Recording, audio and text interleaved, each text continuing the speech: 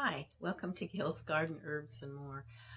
I'm going to take you along with me this morning. It has already been so crazy and it's early in the morning. I got a business call from the East Coast at the same time as I got a call from someone else and almost missed the business call. I had to call them back.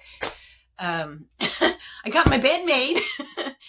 I've got to get a couple more things together here.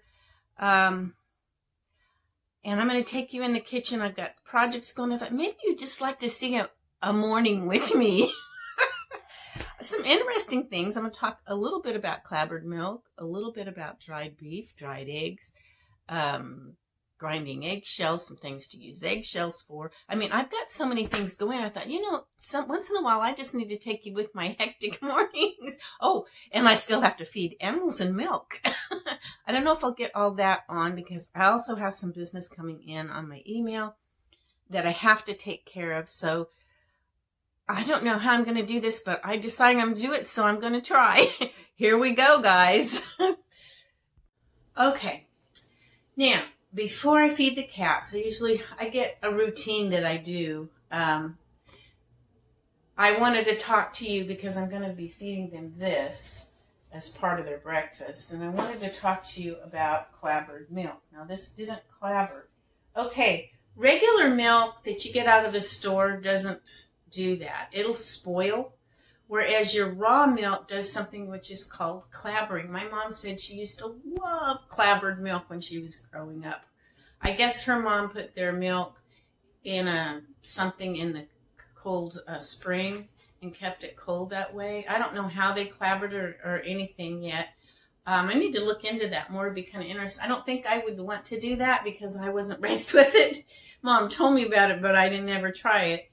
And but I do know that your raw milk really doesn't spoil. Now, eventually, I'll collect milk for a day or two, and then I will process it because it's so dirty outside and everything. And I try to keep things as clean as I can, but I just pasteurize it. I don't homogenize it or all that, and it's not pasteurized or ultra pasteurized. It's pasteurized, not ultra pasteurized.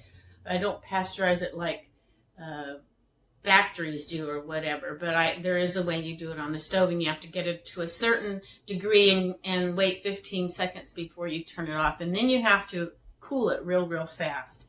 And I've always flash cooled my milk, even when I used to drink it raw when the kids were growing up. And of course you strain it. That's the first thing. You always strain it. But anyway, I just have a little bit left. It had got some dirt and stuff in it, so I thought, I don't want this. I was giving it to the cat, so I had some left over. I was going to sit on the counter and see what happened overnight. It just got a skim on the top, but it's still milk. Still smells good. I could probably drink it. It was fairly cool last night, and nobody started a fire in the wood stove. So it didn't clabber. I figured it would take a while from what Mom told me to clabber, but I'm going to kind of look into that. And I'll share what information I find because I just think it's interesting. But, okay, so I'm going to put you on hold, and I'm going to go give the cats some kiblets and some milk this morning. They get their meat at night. So here I go, and then I'll be right back with you in a flash.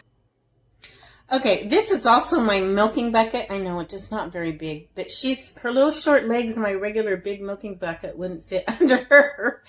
So I'm going to clean this up and have it ready to go for when I milk. And then we'll go to the next step. Now I'm going to set this aside for a second.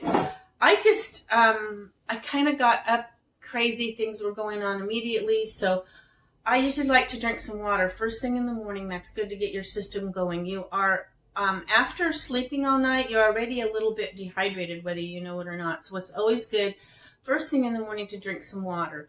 And then I'm going to warm up my gut healing tea because I should know better. I do things sometimes I don't know.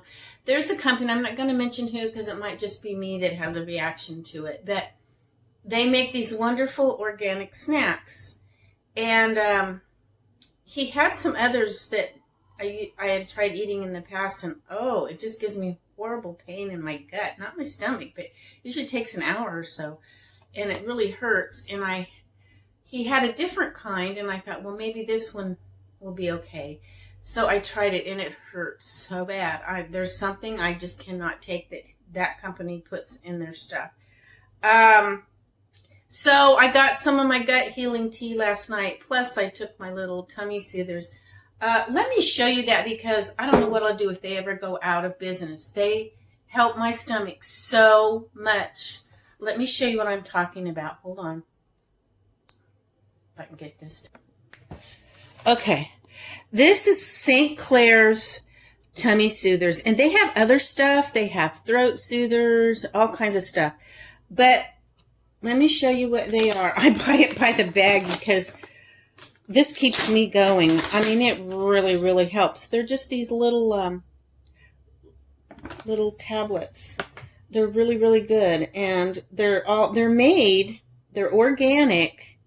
And they're made, I believe, with essential oils. They're called pastils.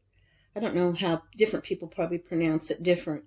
But this one is for your tummy, and it works. Oh, I just don't know what I would do without it. So, yeah. Okay, now, this is something else from St. Clair's. I haven't tried this one yet. I think it was when I ordered the bag. They sent me this free and another thing because I order from them all the time. And I gave the other one to someone else. This has like slippery elm, echinacea, menthol, and eucalyptus.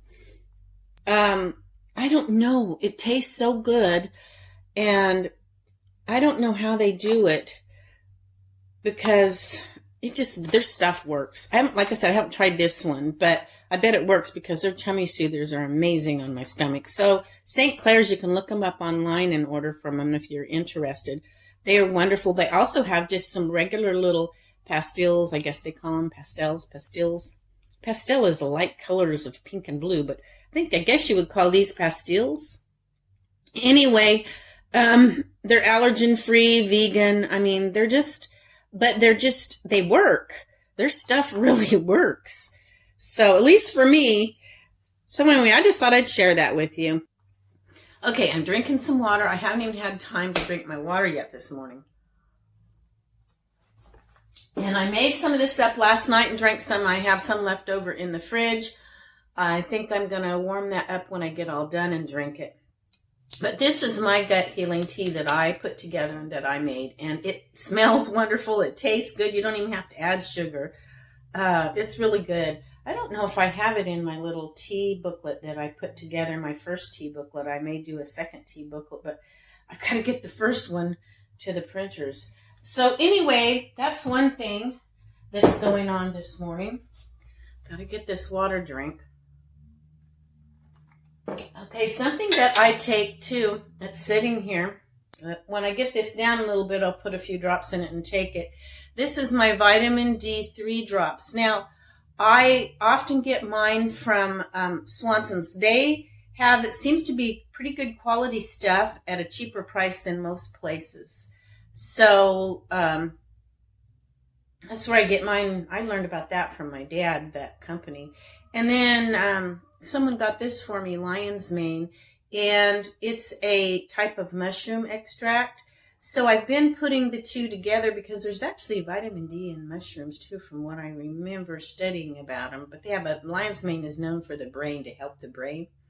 So I do that. And then I have something else when I'm not, sometimes I switch off. I don't always stay on the same thing. Let me show you what I use. Now, these guys are expensive. It's probably showing it upside down to you. I hope not. It's Nordic Naturals, and they are non-GMO verified.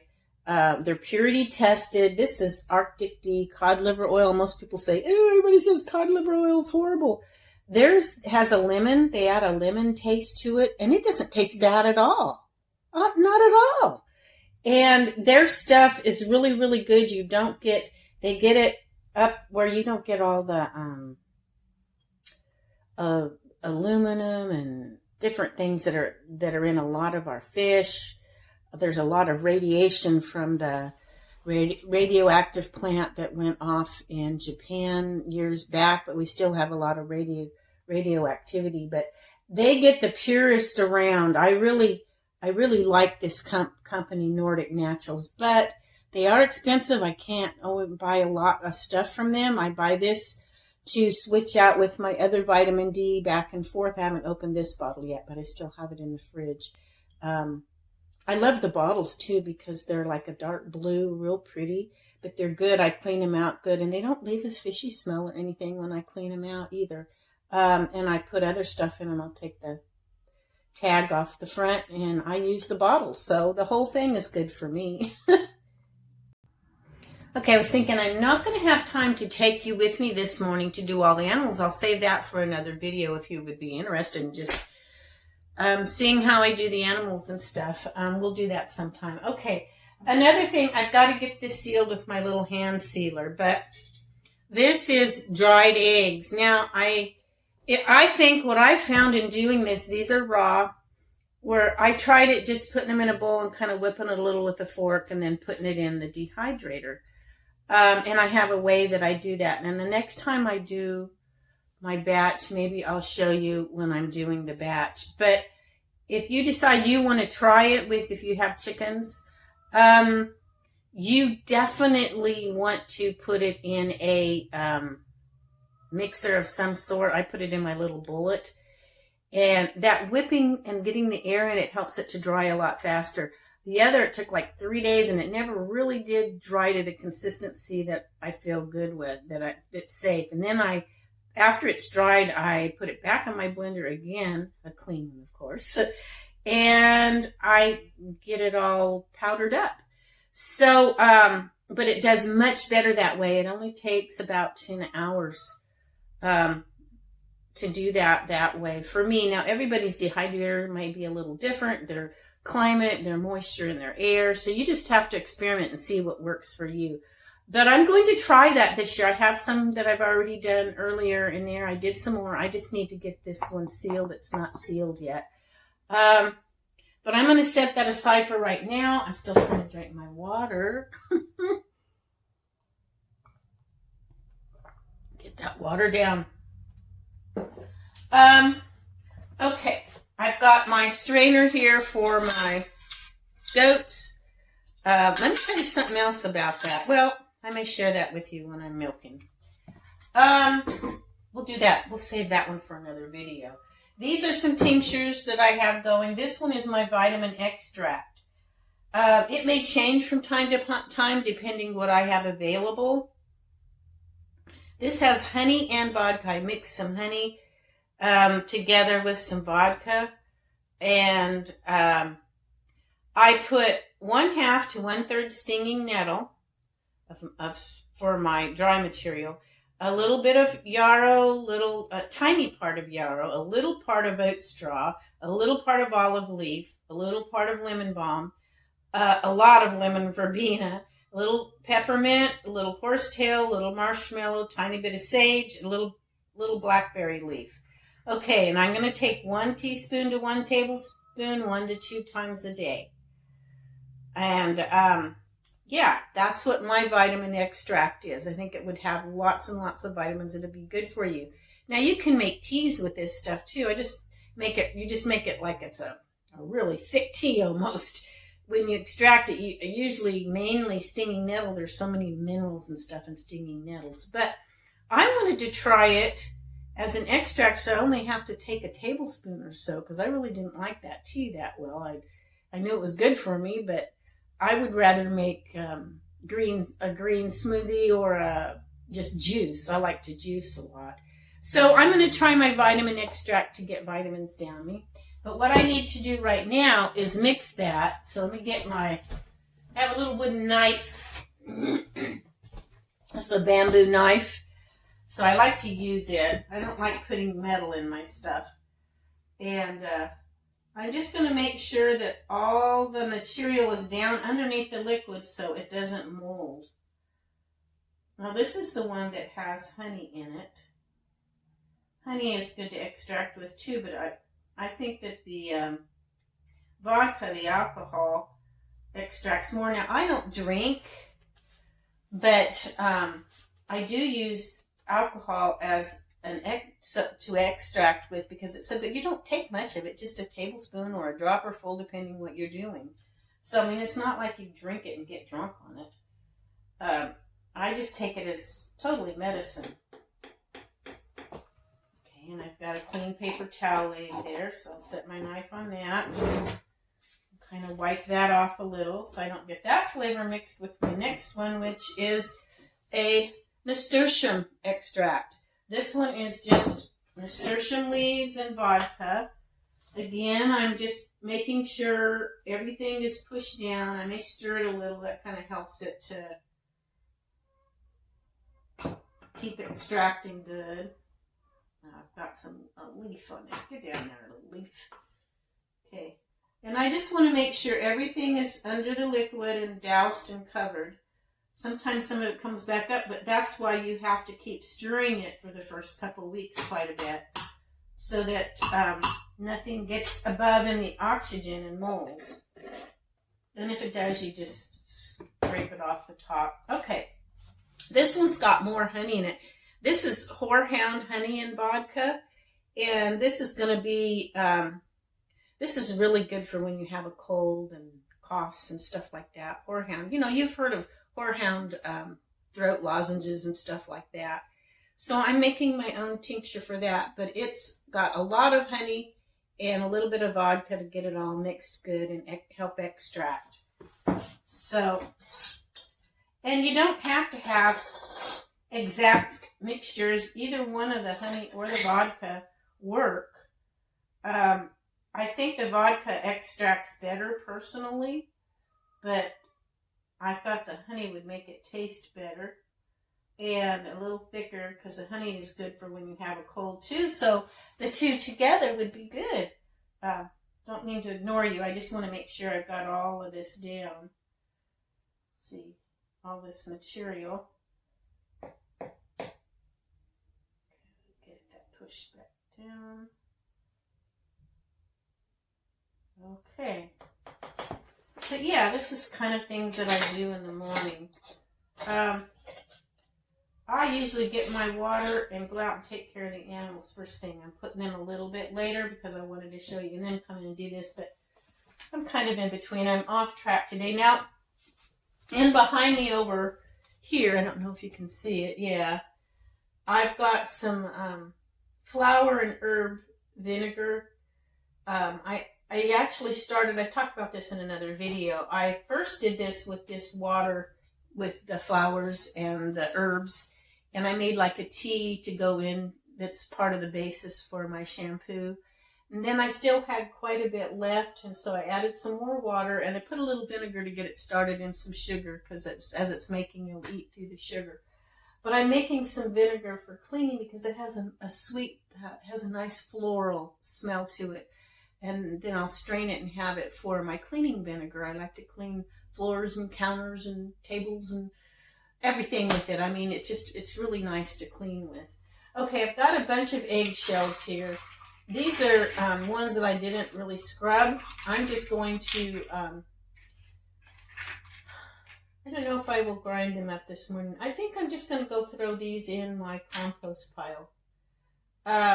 And that's what I'm going to do with. There's so many things you can do with eggshells. Eggshells are wonderful. A lot of times, see, I don't wash my eggs when I bring them in because if you wash your eggs, they won't last as long. There is a film on them that protects them, and you can keep them on the counter for a long time unless it's just real super, super hot in your house. Then they will go quicker. They will go bad quicker. But when I get ready to use them, then I wash them. Okay. These I just cracked and used for various projects. I just tossed a bunch there. I'm going to decide. I think I'm going to take them out and put them in the compost because they're not real clean. My clean ones that are really, really clean, I can powder some up and put it in a jar for me for sprinkling in some of my food. I also grind some up and put in my dog food that I make. I also grind some up and feed to my chickens to get calcium back to them. So, but you want to grind them really good so they don't maybe make a connection between eggs and eggshells and start eating their eggs. So I've never had any problem with them doing that. But I usually make sure that they're ground really well and mix it in with their food.